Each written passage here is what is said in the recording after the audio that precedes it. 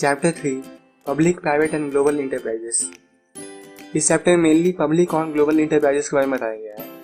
Private enterprises के बारे में डिटेल में ऑलरेडी पिछले चैप्टर में डिस्कस किया जा चुका है। इंडियन इकोनॉमी एक मिक्स इकोनॉमी है जिसमें बिजनेस इंटरप्राइज को इंडिविजुअल और गवर्नमेंट ओन करती है। तो पब्लिक सेक्टर क्या होता है? पब्लिक सेक्टर में कई सारी ऑर्गेनाइजेशन होती है जिसको गवर्नमेंट ओन और मैनेज करती है। पब्लिक सेक्टर को 3 पार्ट में क्लासिफाई किया गया है: डिपार्टमेंटल अंडरटेकिंग, स्टैट्यूटरी कॉर्पोरेशन और गवर्नमेंट कंपनी।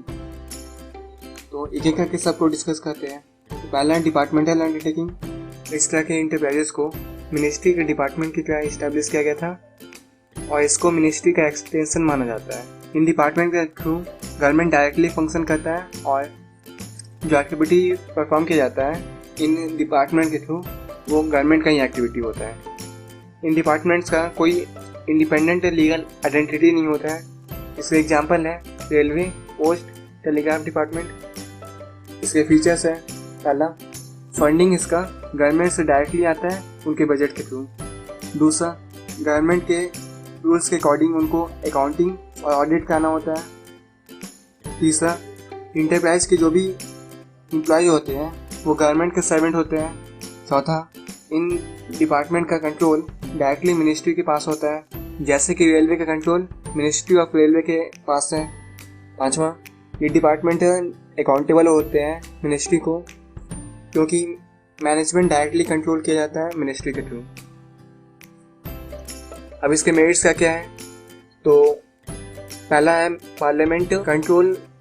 पार्लियामेंट का कंट्रोल होता है इनके ऑपरेशन पे, क्योंकि मिनिस्ट्री अकाउंटेबल होता है पार्लियामेंट को। दूसरा है कि ये गवर्नमेंट रेवेन्यू का सोर्स है, जो भी रेवेन्यू होता है वो गवर्नमेंट के पास आता है। तीसरा है कि जब भी नेशनल सिक्योरिटी का कंसर्न रहता है ये सबसे सेफ माना जाता है, क्योंकि इसका कंट्रोल डायरेक्टली मिनिस्ट्री के पास होता है।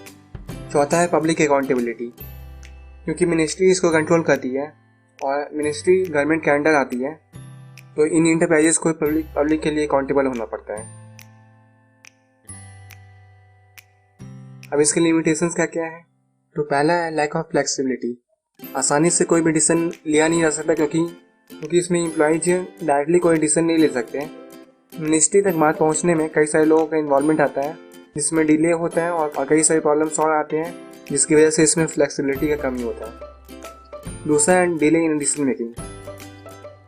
एम्प्लॉयज़ को अलाउड नहीं होता कि वो इंडिपेंडेंट डिसीजन ले बिना मिनिस्ट्री के अप्रूवल के, तो इसलिए इसमें डिले होता है। तीसरा है रेड टेपिज्म। कोई एक्शन नहीं लिया जा सकता जब तक कि वो प्रॉपर तरीके से अथॉरिटी तक ना पहुंचे। कई बार ऐसा होता है कि जो अथॉरिटी के लोग हैं वो लोग लीव पर होते हैं, तो इसमें डिले होता है डिसीजन मेकिंग में, क्योंकि के अलावा कोई और डिसीजन ले नहीं सकता। चौथा है पॉलिटिकल इंटरफेरेंस। क्योंकि गवर्नमेंट इस तरह के इंटरप्राइजेस को ओन करती है और मैनेज करती है, तो गवर्नमेंट का काफ़ी इंटरफेरेंस होता है, और कभी गवर्नमेंट चेंज हो गई तो उसका अलग पॉलिटिकल इंटरफेरेंस आता है। पांचवा है इनसेंसिटिव टू कंज्यूमर नीड्स।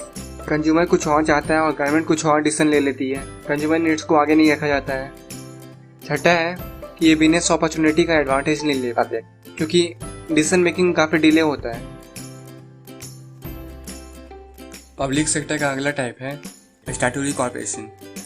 ये कॉर्पोरेट बॉडी होता है जिसका पावर और फंक्शन डिफाइन किया जाता है, और ये फाइनेंशियली इंडिपेंडेंट होता है अपना डिसीजन लेने के लिए। स्टैट्यूटरी कॉर्पोरेशन के एग्जांपल है RBI, SBI, LIC। इसके फीचर्स हैं: पहला, स्टैट्यूटरी कॉर्पोरेशन को पार्लियामेंट के एक्ट के अंडर इस्टेब्लिश किया गया था और उसी एक्ट के रूल्स के अकॉर्डिंग गवर्न किया जाता है। दूसरा, इंडिपेंडेंटली फाइनेंस्ड। ये अपना फंड खुद ऑब्टेन करता है। तीसरा है separate legal entity. Statutory corporation का एक सेपरेट लीगल एंटिटी होता है। इंटरप्राइज प्रॉपर्टी एक्वायर कर सकता है अपने नाम पे, कॉन्ट्रैक्ट मेंटेन कर सकता है। चौथा है own terms and condition. Enterprise का खुद का अकाउंटिंग और ऑडिट करने का प्रोसीजर होता है। पांचवा, इस तरह के ऑर्गेनाइजेशन का ओनरशिप कम्प्लीटली स्टेट के पास होता है। इसके मेरिट्स हैं: पहला, हाई फ्लेक्सिबिलिटी। इंटरप्राइज फ्री होते हैं अपने फंक्शनिंग के डिसीजन को लेने में बिना किसी के इंटरफेरेंस के। दूसरा है कि गवर्नमेंट का इंटरफेरेंस नहीं होता है इंटरप्राइज के फाइनेंशियल मैटर्स में। तीसरा, ऑर्गेनाइजेशन का खुद का पॉलिसी होता है एक्ट के अकॉर्डिंग। चौथा, ये इकोनॉमिक डेवलपमेंट के लिए इंपॉर्टेंट होते हैं। इनके पास गवर्नमेंट का पावर होता है, साथ में प्राइवेट इंटरप्राइजेस का इनिशिएटिव भी साथ होता है। अब इसके लिमिटेशंस क्या क्या है? तो पहला है फ्लेक्सिबिलिटी, पेपर वर्क पे ही होता है केवल।